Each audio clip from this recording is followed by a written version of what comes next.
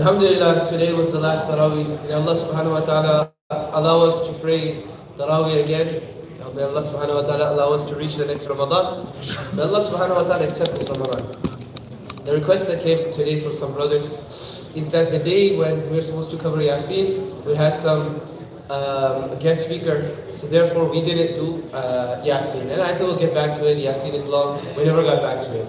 So inshallah today we'll do Qadha. And we'll go over Yassin Sharif, not that long, maybe long, Saturday night. But inshallah ta'ala, we'll try to get over the gist of Yassin. Surah Yassin is an extremely important surah. And we should try to make a habit. Every Muslim should make a habit to recite Surah Yassin on a daily basis. Many narrations, some of the narrations are stronger, some are weaker. But it's the practice of the ummah. There's tawaruth from the earliest generations that people would recite Surah Yassin on a daily basis.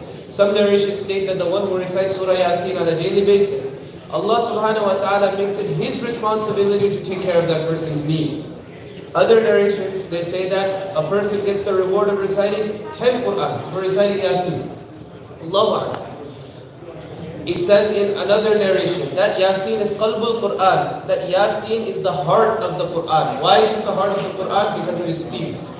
Now every year or sometimes from time to time in these talks, I give some challenge. One year I said something. I said that, mashallah, we have so many huffaz here. They finish memorizing the Qur'an. But why allow them to get all of the reward? You should also do it. So I said if every single day, if you memorize one line of Quran, in this 15-line Quran that we use, one line, not more than that, I'm not even saying ayat, because sometimes the ayat is longer than line. One line a day, in 15 days you'll finish one page, right? In about 1 month, in about 1 year, you'll finish one para, okay? I said if you do this, you continue doing this, either you'll die in this process, and the angels, they'll have you finish your hifz in the grave. You'll be raised as an angel on the day of judgment, as a hafiz on the day of judgment. Or you'll finish in your lifetime, right? It'll take 30 years, but you'll finish. I said this. One person, he came to me 6-7 months later. He said, since you said that, I've been memorizing one line a day. I finished first para. Can you listen to me? I said, okay, so you recited me first para. We had some mistakes, everything, but he did it. Then after that, he came back a few months later. I think it was over a year later. And then he said, okay, I remember it was like 2 years later, because he said he had second para. And he recited second para, then he wanted to have a dawat, right? And then what happened with the dawat was, that same day, my daughter was born. So I didn't go to the dawat, right? Then he came back a little bit time later. And he said, I finished Surah Baqarah. Okay, I recited it. I think he recited the surah too. I think so, or he recited it in parts. But he did it. Then they had a party for him then. And then my son was born that day. So I didn't go to his party. But he finished Surah Baqarah. I think he said more than that. So I'm giving you guys one challenge today, right? And where is Hassan Bhai here? Hassan Khaja? Is he here? Hassan Bhai, he started Surah Al-Kahf. Is he here? Hassan Bhai's father is here. He started Surah Kahf and he got to almost the end. And then अभी इंतजार है इंशाल्लाह तो आप उनको मेरा पैगाम पहुंचाना इंशाल्लाह right Muqim bhai, he also did good amount of Surah Al-Kahf. Anyways, my challenge now, Yassin, we'll go over the tafsir. How many people know Yassin Sharif? Raise your hand. You know the whole surah? MashaAllah, very good. If you don't know it, challenge to you is have some plan. Try to memorize it by next Ramadan, okay? That's one ayah a day, one line a day, half page a week, a month. You find me over here, just grab me, say that Imam Sahib, I memorized this much. Can you listen to me? I'll listen to you. Okay? And let's see, by next Ramadan, let's see how many people they know Yassin Sharif. Okay? The challenge, so next year, if we do this, inshallah, if Allah gives life, tawfiq, gathers all of the asbab, we're all here, then inshallah, what we'll do is, we'll see how many hands go up, for how many people know Yassin Sharif.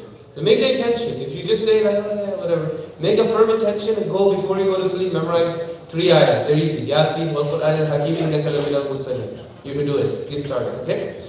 So now Yassin Sharif, okay? There's 3 main topics that it covers. And then in the context of these three topics, we'll go back to one more topic.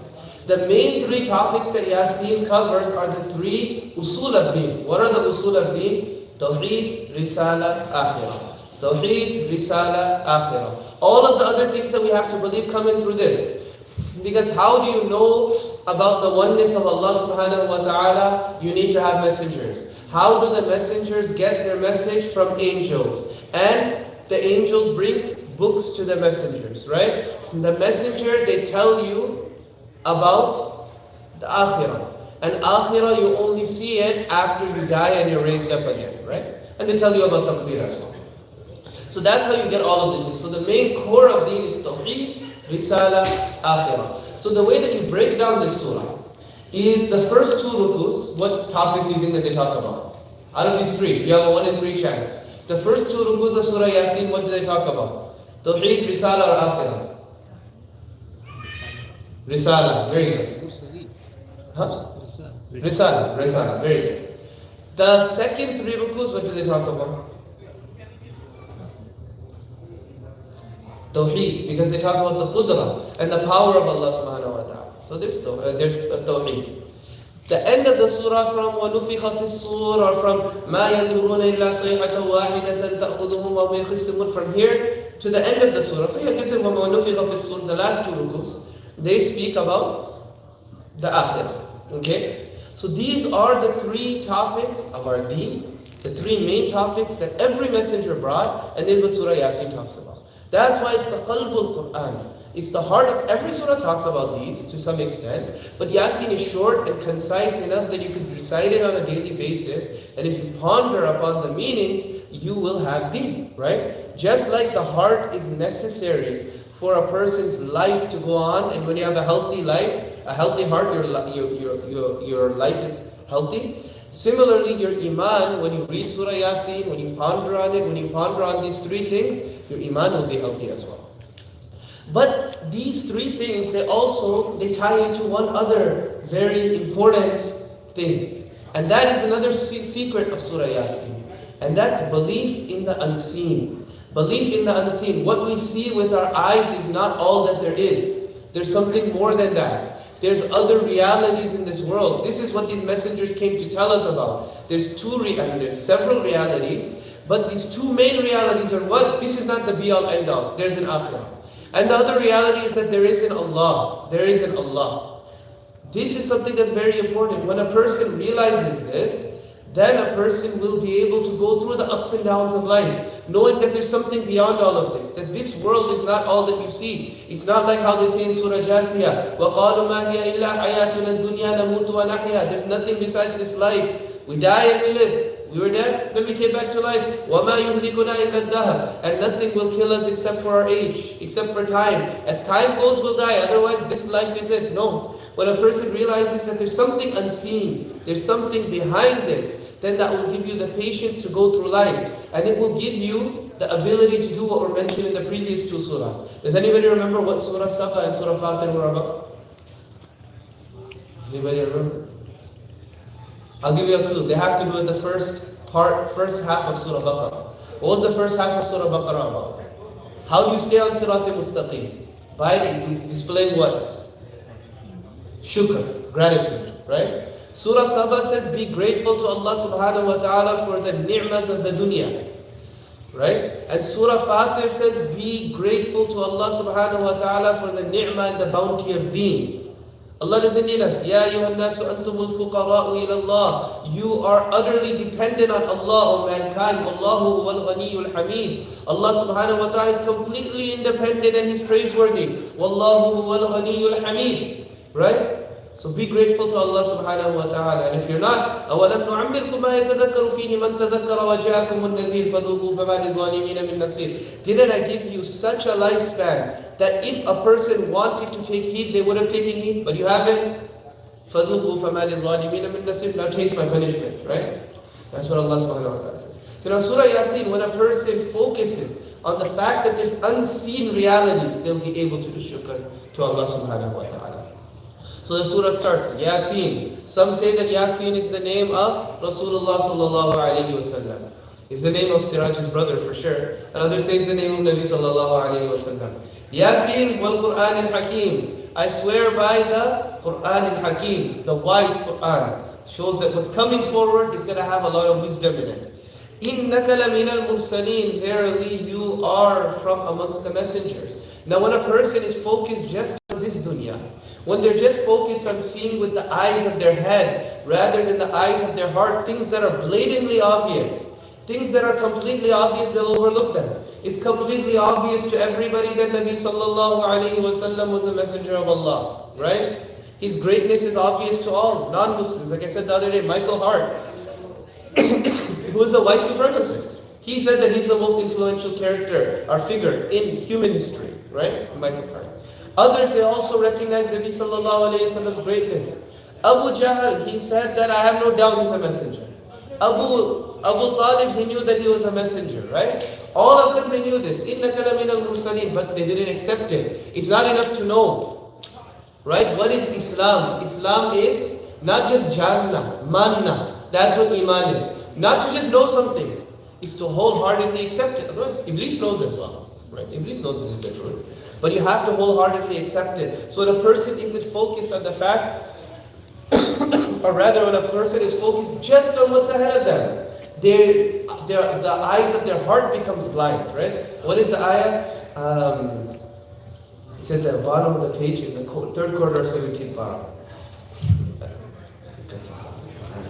وَفَكَأَيٍّ مِّن قَرْيَةٍ أَهْلَكْنَاهَا وَهِيَ ظَالِمَةٌ فَهِيَ خَاوِيَةٌ عَلَى عُرُوشِهَا وَبِئْرٍ مُّعَطَّلَةٍ أَفَلَمْ يَسِيرُوا فِي الْأَرْضِ فَتَكُونَ لَهُمْ قُلُوبٌ يَعْقِلُونَ بِهَا أَوْ آذَانٌ يَسْمَعُونَ بِهَا فَإِنَّهَا لَا تَعْمَى الْأَبْصَارُ. Their eyes are blind. وَلَكِنْ تَعْمَى الْقُلُوبُ الَّتِي فِي الصُّدُورِ. But the hearts which are inside of their chest, they become blind. The eyes of the heart are blind. So Allah says, إِنَّكَ لَمِنَ الْمُرْسَلِينَ عَلَى صِرَاطٍ مُسْتَقِيمٍ. You're on the straight path, but they're not seeing it. Tanzeel al-Aziz al-Rahim. This is the revelation from Allah subhanahu wa ta'ala. As I said about Qari Abdul Basit, 4 communists from the Soviet Union, dignitaries, diplomats, they cried when they heard the Quran. But they couldn't accept that it was revealed from Al-Aziz al-Rahim. Why was it revealed? لِتُنْذِرَ قَوْمًا مَا أُنْذِرَ آبَاؤُهُمْ فَهُمْ غَافِلُونَ. To warn a nation of people whose forefathers were not warned, so they were heedless. But we have this opportunity. لقد حق القول على أكثرهم فهم لا يؤمنون إنا جعلنا في أعناقهم أغلالا. We've put on their necks an aghlal. Aghlal, what this is if you see pictures of slaves, they would sometimes be bound on the neck. And this thing that they would have on the neck, it would prevent them really from looking down too much, from looking up too much, from looking left or right too much. This is what aghlal is. Allah subhanahu wa ta'ala says for many of them, we put an aghlal on their necks. في أعناقهم أغلالا فهي إلى الأذقان فهم مقمحون. So they can't see now. They can't look down and see the path of those who came before them. They can't see the path of those who came before them and walked on Sirat al-Mustaqim. They can't look to left or right and see is there anybody else who's accepting this message. They can't look in front of them and see the messenger properly and see him as he is. They don't see any of that. فَهُمْ مُقْمَحُونَ وَجَعَلْنَا مِنْ بَيْنِ أَيْدِيهِمْ سَدًّا وَمِنْ خَلْفِهِمْ سَدًّا فَغْشَيْنَاهُمْ فَهُمْ لَا يُبْصِرُونَ. So we put this barrier in front of them and behind them. فَغْشَيْنَاهُمْ فَهُمْ لَا يُبْصِرُونَ. Keep in mind, this is because they wanted it. They're not looking for hidayah. They're focused on this world. So Allah subhanahu wa ta'ala says, see this. Don't see anything else, right? This ayah everybody reads. I'll tell you, if you see a police officer, you're driving, read this ayah. Inshallah. You won't get educated. Inshallah. وَسَوَاءٌ عَلَيْهِمْ أَأَنذَرْتَهُمْ أَمْ لَمْ تُنذِرْهُمْ لَا يُؤْمِنُونَ. So for a person who made up their mind, the person who made up, it's the same if you warn them, if you don't warn them. They're not going to believe, right?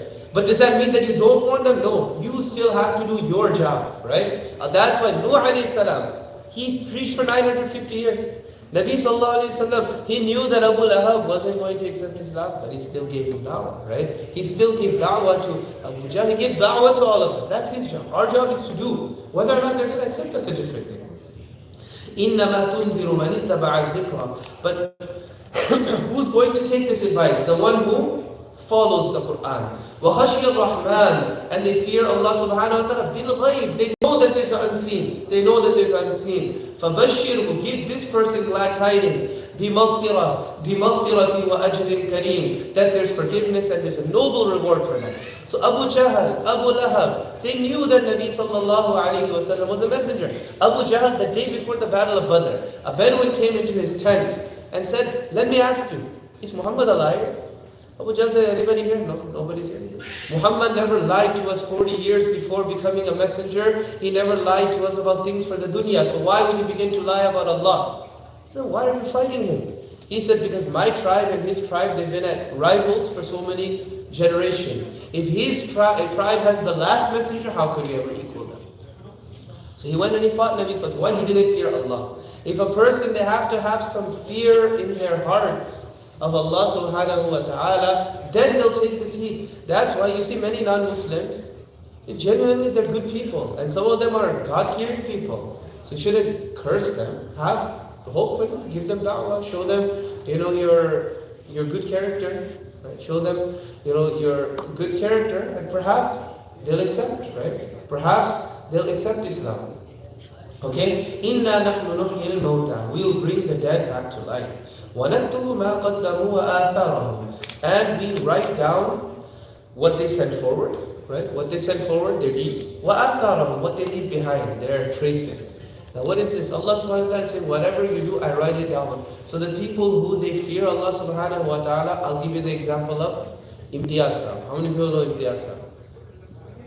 So yeah, so not a lot of people know. He's the founder of this masjid, right? He made this masjid way back in 1990. I met him like one time. He came back and visited. Otherwise, he's just like a myth to me too. But then I met him. But he was born in he got born, but he made this masjid in 1993, 1994. Then he moved to Medina. He's gone, right? He doesn't live here anymore. But many people come here, like I just asked. So many people said they don't know who he is, right? But the effect, the trace of him, it stays behind. He's gone very far. He's somewhere very far. He's in Medina. I think he moved to Islamabad now. But whatever the case is, right? Wherever he is, you're coming here. You never heard his name. He's there. Other people's names are in front of the social hall and in front of the gym. His name is not even there, right? But when you come in this masjid, Allah subhanahu wa ta'ala has written down that he made this. He put the effort in to make the masjid. So you pray salah here, you're getting rewarded. You make sincere tawbah here today, he's being rewarded. You read the Quran here, your child memorizes Quran here, you're being rewarded. We're sitting here today, he's being rewarded, right? Allah leaves this behind. Sometimes a person, 20, 30, like our family, whatever family member of ours accepted Islam. We don't know unless you have your shijra all the way, right? Like from my mom's side, they have it all the way to Abdul Muttalib. Why is my mom's side? They're Sayyid, right? So okay, we'll say that Hazrat Ali radiallahu anh, he accepted Islam. On dad's side, who accepted Islam? We don't know, right? Who accepted 4, 5, 6, 10 generations ago? We don't know. But his good deeds or her good deeds, that remains in this world. And Allah subhanahu wa ta'ala is writing it down. If you believe in the unseen, you will act with that attitude that I don't care if I get the credit today or tomorrow or whatever, Allah is writing it down. And whatever I leave behind in this world, whether or not anybody knows it, Allah subhanahu wa ta'ala knows it. Right? Now Allah subhanahu wa ta'ala highlights this. وَضْرِبْ لَهُمْ مَثَلًا أَصْحَابَ الْقَرْيَةِ Now I'll give you the example of the people of a town. Now you have to understand, maybe people from India, Pakistan, you might understand this. There's a marked difference between people from the city and people from the town, people from the village, correct? In terms of education, in terms of, I don't want to say intelligence, but let's say refinement. Refinement is the word, okay? All of this. This was the thing in Nabi Sallallahu Alaihi Wasallam's time too. They used to say, people from the city, they're like one way, and people from the Badiyah, they're Jafa. They're hard-hearted. They don't really know things. They're not that intelligent. They just focus on their life. They just know the life of the village, right? So now what happened though? People of a city who are known to be intelligent people, judges, smart people there, what happened to them? They were sent not one messenger, not two messengers, 3 messengers they were sent. Should be azhar min ash-shams. It should be more obvious to them than the sun that these are 3 messengers of Allah subhanahu wa ta'ala. إِذَا أَرْسَلْنَا إِلَيْهِمْ مُسْلَيْنِ 2 messengers were sent in initially. فَكَذَّبُوهُمَا They were rejected one. فَعَزَّزْنَا بِثَالِثٍ So we strengthened them with a third. فَقَالُوا إِنَّا إِلَيْكُمْ مُرْسَلُونَ They said, we're messengers to you. قَالُوا مَا أَنْتُمْ إِلَّا بَشَرٌ مِثْلُنَا You're just men like us. وَمَا أَنزَلَ الرَّحْمَنُ مِنْ شَيْءٍ And Allah subhanahu wa ta'ala hasn't sent anything. إِنْ أَنْتُمْ إِلَّا تَكْذِبُونَ Right? You guys are liars. قالوا ربنا يعلم إنا إليكم لمرسلون. Allah knows that we're messengers to you. وما علينا إلا البلاغ المبين. But it's just our job to convey to you. I'll give one other advice over here too. That I mentioned this the other day. There's a narration from Nabi sallallahu alayhi wasallam that praying salah behind a pious alim of this ummah is like praying salah behind a Nabi from the Bani Israel. Never to equate ummati of Nabi sallallahu alayhi wasallam with the Nabi. Never that. But in terms of reward, why?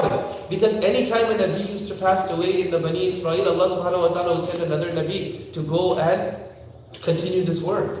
After Nabi sallallahu alayhi wasallam, Huzur sallallahu alayhi wasallam passed away, no one came after. So that's why the ulama, they came and they carried forth Nabi sallallahu alayhi wasallam's work. That's why Rasulullah says, al-ulama wa rasul al-anbiya. Right? And just like the Anbiya alayhi salatu wasalam, each one is ma'soom. Each one is free from sin.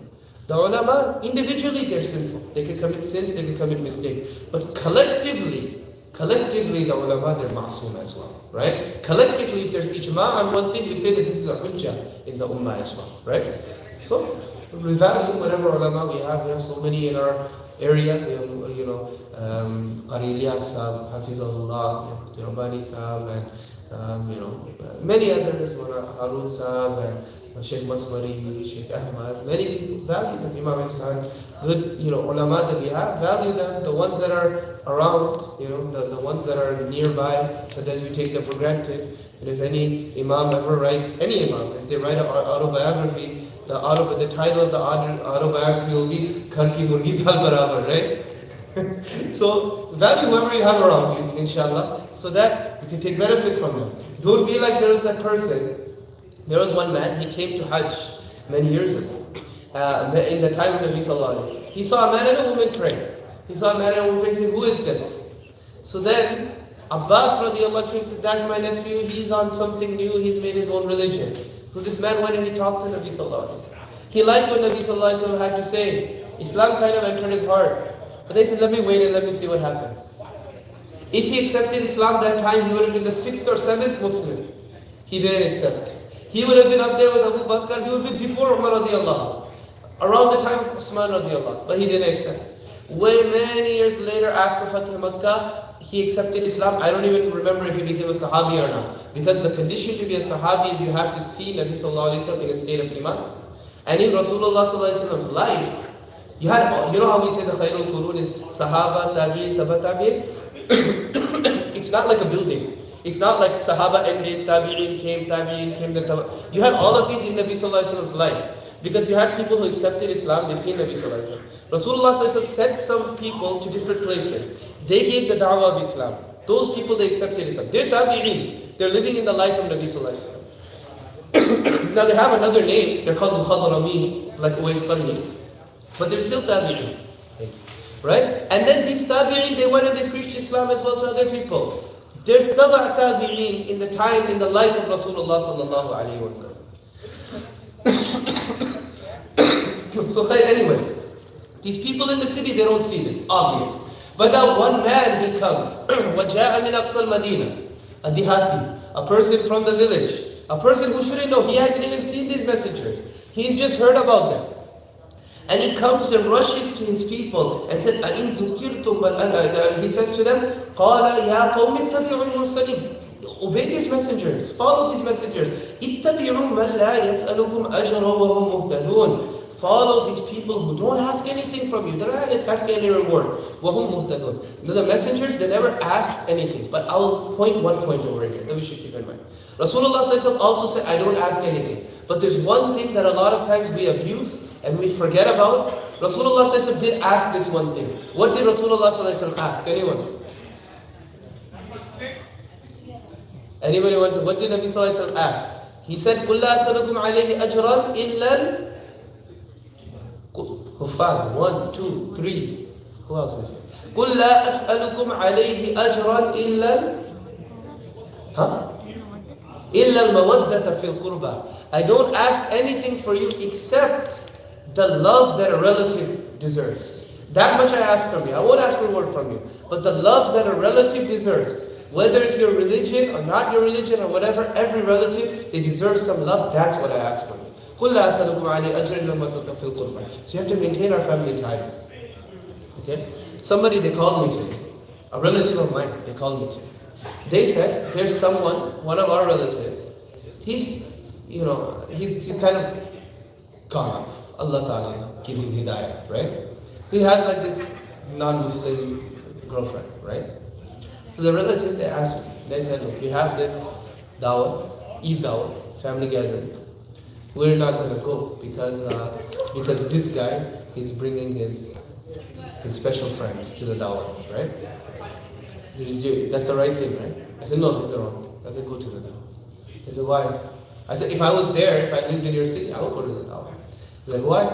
I said, look, her being there, her not being there, the dawat is not about her. It's not in her honor, right? It's not in their honor, right? It's a family thing, right?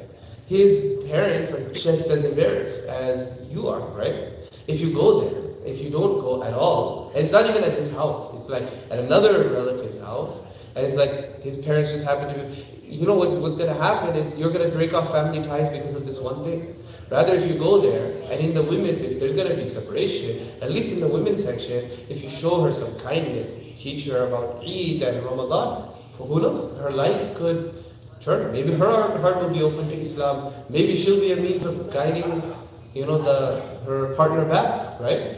Allahu Akbar. So you have to, the family relations, they need to be maintained. These are these are first world problems. Like if you go on the website, there's one question. In that Ask Mufti Wahaj section, if you go, it's like, my sister wants to marry a Hindu, what should I do? Go and see what I answered them. Go see, these are real problems that we have to deal with, right? So you see, maybe you'll be surprised from the answer. I didn't say that go to the wedding. I didn't say any of that. But go and read it, right? We have to maintain family relations. But here, they're not talking about family. I just thought I'll just bring that in. اتبعوا من لا يسألكم أجرا وهم مهتدون وما لي لا أعبد الذي فطرني وإليه ترجعون. What would be wrong with me? What is wrong with me if I don't worship the one who created me and I'll return to him? أَتَّخِذُ مِن دُونِهِ آلِهَةً. Do you take others besides Allah as God? يُرِدْنِ الرَّحْمَنُ بِضُرٍّ. If Allah subhanahu wa ta'ala wanted to harm them, لَا تُغْنِ عَنِّي. If Allah wanted to harm me, لا تغني عني شفاعتهم شيئا ولا ينقذون. They won't be able to help me. These idols, they won't do anything. إني إذا لفي ضلال مبين. If I disobey Allah, I will be in clear misguidance. See, this man who didn't even see the messengers, because he had a clean heart, because he was ready to see the light, the eyes of his heart were open, he sees this reality, whereas others are blinded to it, right? And that's why you see people today too. Some people, if their hearts are ready, it's open to these things. Others, their hearts are ready. Right? So now, what happens? What do they do to him? They kill him. They kill him. Next, what was his name? Anybody know? Habib al-Najjar. Habib al-Najjar. Najjar means carpenter, right? And Habib, it's his name, but it means friend, beloved. So it is Habib al-Najjar, he was killed. Now, again, when we see a person die, if you just look at the funeral, what happens? If you're just focused on this dunya, you'll see a person, they die, they get the 21-shot salute. So, wow, they went out this time. Right? You see a person, perhaps many people are crying over them, huge janazah, people are crying over them. But if they didn't live their life properly, their azab could have started already, right? If you're just focused on this world, you could be saying that they're having an amazing, wow, what a person. But we're not focused on what happened afterwards. There could be a person like Habib al-Najjar who's all alone, nobody knows about it. There could have been somebody who passed away from COVID, alone in a hospital with nobody. Allah subhanahu wa ta'ala, you might be saying, what a pathetic death. What a sad death. But we don't know. If a person believes in the unseen, take happiness, take joy in the fact, or take hopes that Allah subhanahu wa ta'ala could have great things in store for them, that their Jannah may have already begun. So many awliya of Allah, they passed away alone. And Allah would send anbiya. Allah would send other great people, go find them and pray their janazah. Right? They died all alone. You say, what type of death is this? This is a death of a dog. But it's a death of somebody who Allah subhanahu wa ta'ala loves. So it doesn't matter. There was that one Sahabi who passed away in a state where they needed to make ghusl. What happened? Allah subhanahu wa ta'ala sent angels to do his ghusl. So perhaps people who died from COVID, we weren't able to do their ghusl in some cases, right? Could be that Allah subhanahu wa ta'ala sent angels to do their ghusl, right? We don't know the reality of these things. So here they killed him, and it seemed like he was an irrelevant person. But what was said to him, قِيلَ ادْخُلِ الْجَنَّةِ. This is that ghayb. قَالَ يَا قَوْمِ اتَّبِعُوا الْمُرْسَلِينَ. It was said to him, enter Jannah. He said to his people, he said, oh, afsos to my people, if only they followed the قَالَ يَا لَيْتَ قَوْمِي يَعْلَمُونَ. If only my people knew, بِمَا غَفَرَ لِي, that Allah forgave me, وَجَعَلَنِي مِنَ الْمُكْرَمِينَ, and He made me from the noble ones. وَمَا أَنزَلْنَا. What happened to His people? They were a great people. But Allah subhanahu wa ta'ala made them irrelevant. وَمَا أَنزَلْنَا عَلَىٰ قَوْمِهِ مِنْ بَعْدِهِ مِنْ جُنْدٍ مِنَ السَّمَاءِ وَمَا كُنَّا مُنزِلِينَ. We didn't need to send a whole army to destroy them. إِنْ كَانَتْ إِلَّا صَيْحَةً وَاحِدَةً. We just sent one scream. فَإِذَا هُمْ خَامِدُونَ. They were extinguished. يَا حَسْرَةً عَلَى الْعِبَادِ. These are the people, they might look great, but these are the people that you should pity. Not the people, not the person who looks, their funeral doesn't look good. The person who dies without iman, or the person who dies without a'mal, a person who dies in a state where they're not connected to Allah subhanahu wa ta'ala, where they haven't made tawbah, these are the people that you should pity. Now Allah subhanahu wa ta'ala says, haven't you seen we've done this to a lot of people? Now Allah comes and the discussion switches to Allah subhanahu wa ta'ala's qudra. وَآيَةٌ لَهُمُ الْأَرْضُ الْمَيْتَةُ. One sign is the dead earth. أَحْيَيْنَاهَا. We bring it back to earth. وَأَخْرَجْنَا مِنْهَا حَبًّا. And we bring out vegetation so you eat from it. And then we make gardens, and we make date palms, and we have you go on the sea. وَآيَةٌ لَهُمُ اللَّيْلَ. And the day and the night, they go in such precision, right? نَسْلَخُ مِنْهُ النَّهَارَ فَإِذَا هُمْ مُظْلِمُونَ. The day and the night, the sun and the moon, they go together in such precision that if they say today, Afghanistan saw the moon for Eid, we'll say no, it's not possible, right? I mean, that's just what people are saying. It wasn't possible to see it, right? They declared Eid, right? Afghanistan, Niger, and Mali, they declared Eid, but it was before the moon set, right? And because Allah subhanahu wa ta'ala has caused this earth. Look, any person, like an imam even, always on time for salat. One day or the other they'll miss it, right? Even if they're not in the habit of missing, Allah subhanahu wa ta'ala will make them miss. I told you what happened to me the other day, right? What happened is I have this Riyadh Salihin talk on Wednesday. So I told Imam Hassan, hey, don't worry, I'll be there for Maghrib. I have my talk afterwards. That day was cloudy. It is right before Ramadan. And so then, and that day was cloudy, and that day what happened was, was trying to see the date for Ramadan. So at the Tawheed Center app, I put it like 1 week ahead. The app has some glitch in it that if you don't actually close the whole app, when you open it up again, and you press the salat time, it's gonna go to the date that you were on. So I saw like when Maghrib is like 9 o'clock, right? Not 9 o'clock. Maghrib is like, let's say 8 o'clock. Maghrib is 8 o'clock. I seen that, it was like a cloudy day. So I said, okay, at 7:40, I was like, oh, let me go to the masjid. I was like, oh, you know what, why am I going to waste masjid's water and do wudu over here? Let me go to the bathroom here, make wudu here, everything. I came to the masjid at 7:52, which is still 8 minutes earlier than should have been, according to what I see. I see Hassan Shah, he's leading namaz. And I looked at, oh my God, the app messed me up, right? So it's like 7:48 is when namaz was supposed to start, right? So I said, look, I didn't say inshallah, that's my fault. Right? But Allah subhanahu wa ta'ala will make you miss here and there, right? Just to show I'm in charge. But the sun and the moon, they never get off of their schedule to the point that we can say you're wrong. You didn't see them. You didn't see this or that. But one time they'll get off schedule, right? That day when the sun rises from the east? West. Yeah, it's a rise from the east every day. Right? That one day. That day it'll set in the west too. It'll go back, it's going to set in the west. But okay, khair anyways. Now, Allah subhanahu wa ta'ala, He talks about this. He says, وَإِذَا قِيلَ لَهُمُ اتَّقُوا. After all of this, وَإِذَا قِيلَ لَهُمُ اتَّقُوا مَا بَيْنَ أَيْدِيكُمْ وَمَا خَلْفَكُمْ لَعَلَّكُمْ تُرْحَمُونَ. When it said to them, fear Allah subhanahu wa ta'ala regarding what's in front of you, behind you, so that mercy can be on you. وَمَا تَأْتِيهِمْ مِنْ آيَةٍ مِنْ آيَةِ رَبِّهِمْ إِلَّا كَانُوا عَنْهَا مُعْرِضِينَ. Yet their eyes are blind. They turn away. They don't accept. Then when a person becomes like this, when they're blind to realities, then what happens? Things that are obvious, you begin to say dumb things. وَإِذَا قِيلَ لَهُمْ أَنْفِقُوا مِمَّا رَزَقَكُمُ اللَّهُ. When it said to them, spend from what Allah subhanahu wa ta'ala has given you. قَالَ الَّذِينَ كَفَرُوا. The disbelievers say, لِلَّذِينَ آمَنُوا أَنُطْعِمُ مَنْ لَوْ يَشَاءُ اللَّهُ طَعْمًا. Should we feed those that if Allah wanted to feed them, He would have feeded themselves? Not even kuffar say this. Kuffar give charity. But when a person, what happens, when they're not focused on the unseen, what happens is they become stingy first to others. They're not going to give charity. First sadaqah goes. Then zakat goes. Then they're stingy on themselves. There's people that won't spend money on themselves, right? Meaning one thing to not spend on others, people are stingy to their wife and kids, and then after their wife and kids, to themselves they won't spend, right?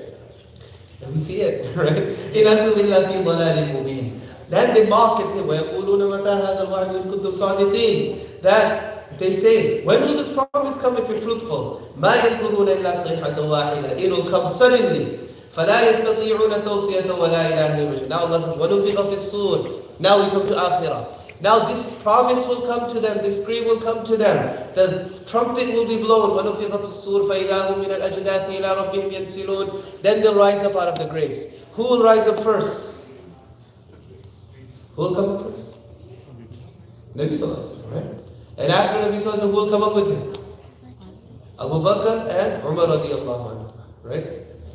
You know, this is something also as well. It's said in some narrations that the place a person dies and is buried, that's where Allah subhanahu wa ta'ala took the dirt to create this person, right?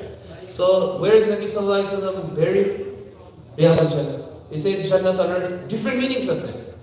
But it could be said, according to one interpretation, that dirt from Jannah was taken to make Nabi Sallallahu Alaihi Wasallam. But who's buried right next to him?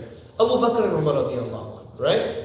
And remember the other day we were talking on the day before the Khatam about Nabi Sallallahu Alaihi Wasallam, right? About his greatness. Nabi Sallallahu Alaihi Wasallam is what made this ummah great. Nabi Sallallahu Alaihi Wasallam is what made Abu Bakr great. What made Umar great. Nabi Sallallahu Alaihi Wasallam is what made that land Jannah. Just him walking back and forth from his house to the mihrab, that's what made that land Jannah, right? Anyways, Nabi Sallallahu Alaihi Wasallam will come up. Who will be the first person to be given clothes? Ibrahim alayhi salatu wasalam. Right? So وَنُفِخَ فِي الصُّورِ فَإِذَا هُمْ مِنَ الْأَجْدَاثِ إِلَىٰ رَبِّهِمْ يَنْسِلُونَ قَالُوا يَا وَيْلَنَا. They say, oh, woe to us, مَنْ بَعَثَنَا مِنْ مَرْقَدِنَا. Who raised us up from our sleep, our place of sleep, from our grave? هَذَا مَا وَعَدَ الرَّحْمَنِ. This is what Allah subhanahu wa ta'ala promised. وَصَدَقَ الْمُرْسَلُونَ. Now remember, a person will be raised up on the day of judgment the way they died. If you died in sajda, you'll be raised up in sajda. If you died in zina, you'll be raised up in zina. إِن كَانَتْ إِلَّا صَيْحَةً وَاحِدَةً. And it's just one scream. فَإِذَا هُمْ جَمِيعٌ لَدَيْنَا مُحْضَرُونَ. One blow of the trumpet, everybody will have to come and be made present in front of Allah. فَالْيَوْمَ لَا تُظْلَمُ نَفْسٌ شَيْئًا وَلَا تُجْزَوْنَ إِلَّا مَا كُنْتُمْ تَعْمَلُونَ. On this day, nobody will be oppressed and everybody will be recompensed for what they did. That's it. إِنَّ أَصْحَابَ الْجَنَّةِ. Now you'll have two groups. The people of Jannah, فِي شُغُلٍ فَاكِهُونَ. They'll be relaxing with their fruits. They'll be busy. وَهُمْ وَأَزْوَاجُهُمْ. Them and their wives, فِي ظِلَالٍ. In the shade. عَلَى الْأَرَائِكِ مُتَّكِئُونَ. Recline. لَهُمْ فِيهَا فَاكِهَةٌ وَلَهُمْ مَا يَدَّعُونَ. They'll have fruits and they'll have what they were promised. Salam. قَوْلًا. Allah will say salam to you. قَوْلًا مِنْ رَبِّ الرَّحِيمِ. This is a promise from Allah subhanahu wa ta'ala. This salam. This is something that you have in Jannah. Salam means peace, means stress-free. In this world, you don't get that. This world, you're married.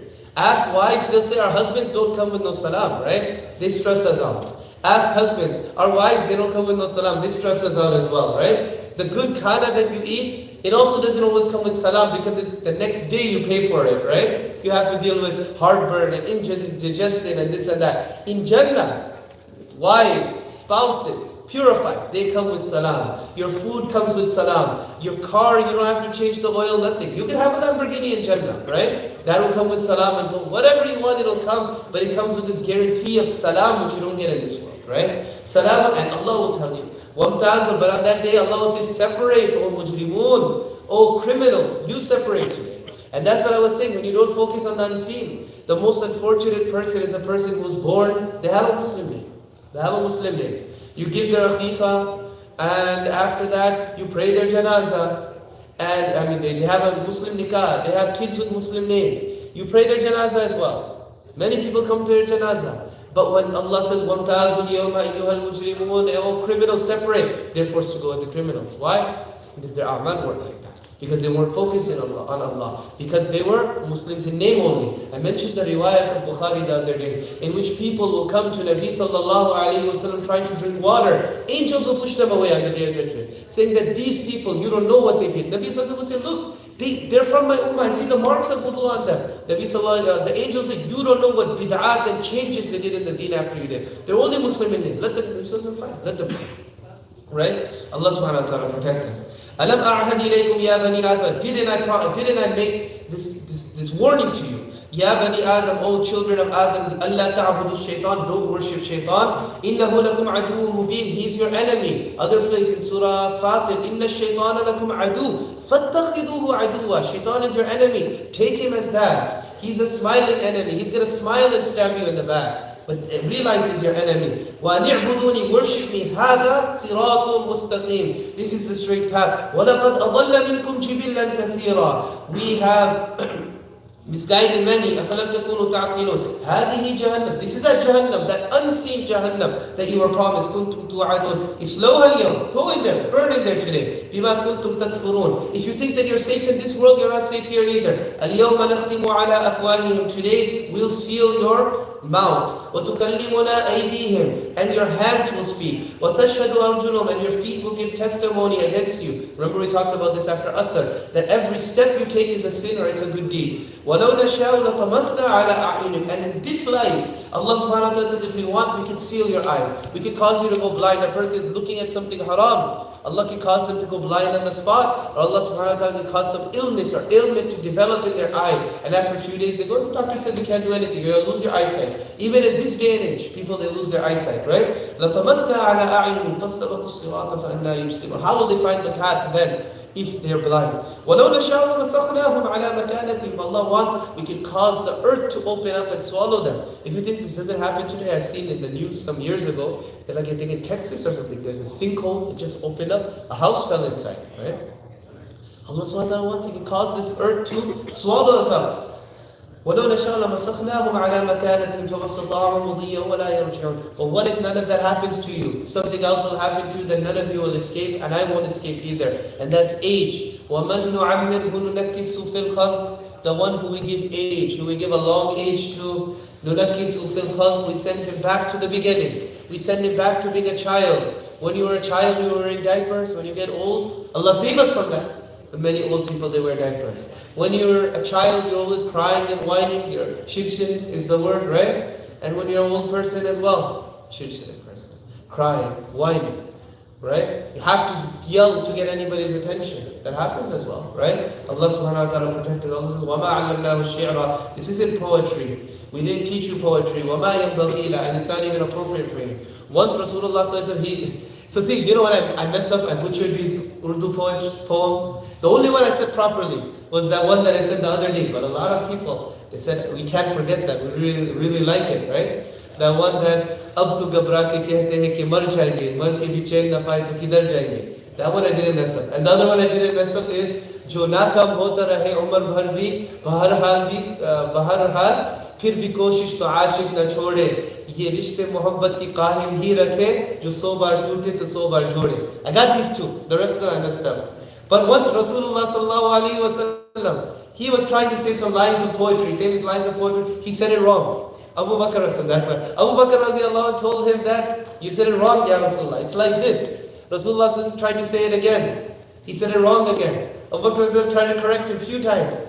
Then he took Nabi Sallallahu Alaihi Wasallam's head and he kissed him. And he said, Allah said the truth. وَمَا عَلَّمْنَاهُ الشِّعْرَ. We didn't teach you poetry. وَمَا يَنْبَغِي لَهُ. And nor is it appropriate for you to know poetry. إِنْ هُوَ إِلَّا ذِكْرٌ. This is a reminder from Allah subhanahu wa ta'ala in a clear Quran. لِيُنْذِرَ مَنْ كَانَ حَيًّا. To warn those who are alive. وَيَحِقَّ الْقَوْلُ. And to apply the qawl of Allah. لَأَمْلَأَنَّ جَهَنَّمَ مِنَ الْجِنَّةِ وَالنَّاسِ أَجْمَعِينَ. That will fill Jahannam with jinn and insan. على الكافرين, for it to apply to the kuffar. Then Allah subhanahu wa ta'ala says, look how we created all of these different things, the animals that you ride. And Allah subhanahu wa ta'ala says, from these animals, when you see them, see Allah, that this animal, أَوَلَمْ يَرَوْا أَنَّا خَلَقْنَا لَهُم مِّمَّا عَمِلَتْ أَيْدِينَا. We created many things, we created these animals, we created the things you own. When you see the animal, you ride it. And along with that, you drink from it, you eat from it. وَاتَّخَذُوا مِن دُونِ اللَّهِ آلِهَةً لَعَلَّهُمْ يُنصَرُونَ لَا يَسْتَطِيعُونَ نَصْرَهُمْ وَهُمْ لَهُمْ جُندٌ مُحْضَرٌ. But your gods, besides, when you see these things, you see a cow. It has so many benefits for you. But groups of people, they don't take the cow and see Allah. They begin worshipping the cow. وَاتَّخَذُوا مِن دُونِ اللَّهِ. They take other gods besides Allah. لَعَلَّهُمْ يُنْصَرُونَ لَا يَسْتَطِيعُونَ نَصْرَ. These things won't be able to help them. وَهُمْ لَهُمْ جُندٌ مُحْضَرُونَ فَلَا يَحْزُنْكَ قَوْلُهُم. Don't cry about what they say, O Muhammad sallallahu alayhi wa sallam. إِنَّا نَعْلَمُ مَا يُسِرُّونَ وَمَا يُعْلِنُونَ أَوَلَمْ يَرَ الْإِنسَانُ أَنَّا خَلَقْنَاهُ مِنْ. Look at it. أَوَلَمْ يَرَ الْإِنسَانُ. Don't they see how we created him? مِن نُطْفَةٍ, from a sperm. فَإِذَا هُوَ خَصِيمٌ مُبِينٌ. Now this person is arguing with Allah. There was a man, he came with a bone to Nabi sallallahu alayhi wa sallam. He said, Allah will bring this back to life, O Muhammad? Mocking him. Allah revealed this ayah. Look at it. You came from a sperm, from something so dirty that when it came out of your father, he had to make ghusl. And it could get on your clothes, you'll be disgusted by it, right? You're created, and now you're arguing about Allah subhanahu wa ta'ala. فَإِذَا هُوَ خَصِيمٌ مُبِينٌ وَضَرَبَ لَنَا مَثَلًا وَنَسِيَ خَلْقَهُ. And they make all these examples. وَنَسِيَ خَلْقَهُ. They forgot how they were created. قَالَ مَنْ يُحْيِي الْعِظَامَ وَهِيَ رَمِيمٌ. They say, who will bring these bones back to life when they become ashes? قُلْ يُحْيِيهَا الَّذِي. Say the one who created them the first time, he'll bring them back to life. وَهُوَ بِكُلِّ خَلْقٍ عَلِيمٌ الَّذِي جَعَلَ لَكُم مِّنَ الشَّجَرِ الْأَخْضَرِ نَارًا. The one who created fire from trees. The Arabs had these two green trees that they used to they used them like matches. They would rub them together, fire would come. Allah said, look, two contradictory things. I can make those things happen at once simultaneously. I'll bring you back to life. وَأَوَلَيْسَ الَّذِي خَلَقَ السَّمَاوَاتِ وَالْأَرْضِ. Do they not see that the one who created the heavens and the earth, بِقَادِرٍ عَلَىٰ أَن يَخْلُقَ, will be capable of creating them?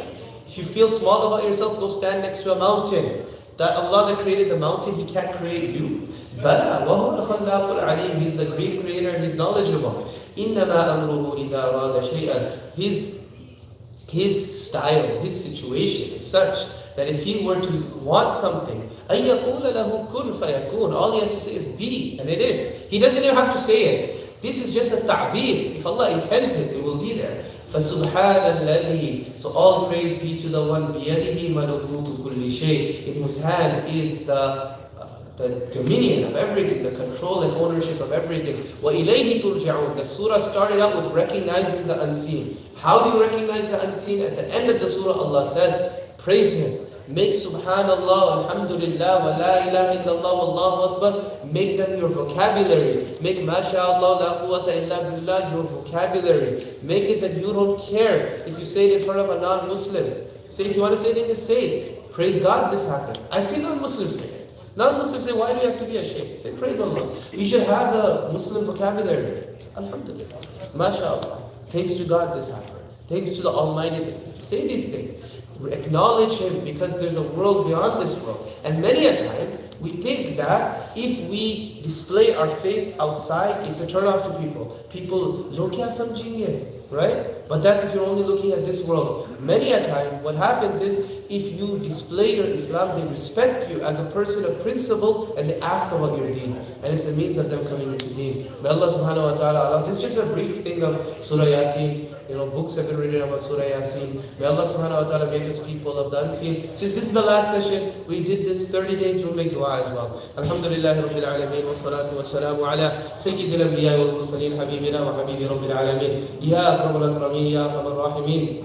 We've sat together, Ya Allah, for almost 35, 40, 50 minutes after Taraweeh, Ya Allah, for nothing else, Ya Allah, other than to learn about your book, Ya Allah. Ya Allah, Ya Allah, these are, I love doing this. This is the best talks of the year that we have, Ya Allah. And I think many people will say the same, Ya Allah. Ya Rabbal Alameen, Ya Akram al-Akrameen. Why is it, Ya Allah? Because it's your Quran, your Kalam is being discussed at this time, Ya Allah. Your blessed book, Ya Allah. Ya Rabbal Alameen, Ya Akram al-Akrameen. I ask that many people here take up the challenge that we're given and memorize Yassin by next year, Ya Allah. Ya Rabbal Alameen, Ya Akram al-Akrameen. We ask that every single person sitting here, Ya Allah, becomes a person who loves the Quran, understands the Quran, reads the Quran, Ya Allah. Ya Rabbal Alameen, those who are married, Ya Allah, we ask that you give them happiness in their marriage, Ya Allah. Those who have children, Ya Allah, we ask that you guide their children, keep their children on Sirat al-Mustaqim, Ya Allah. Ya Rabbal Alameen, those who, Ya Allah, are looking to get married, Ya Allah, we make dua that you give them perfect spouses for them, Ya Allah. Ya Rabbal Alameen,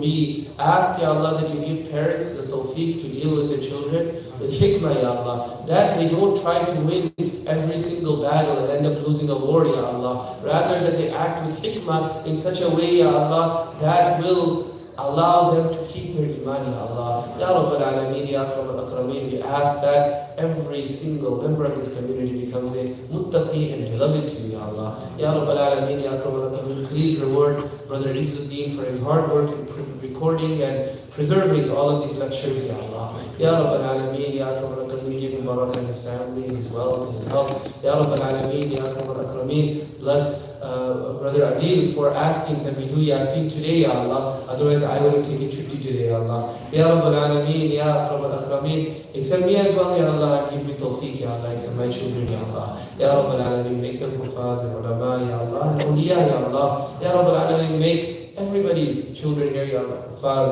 ulama, awliya, Ya Allah, salihin, Ya Allah.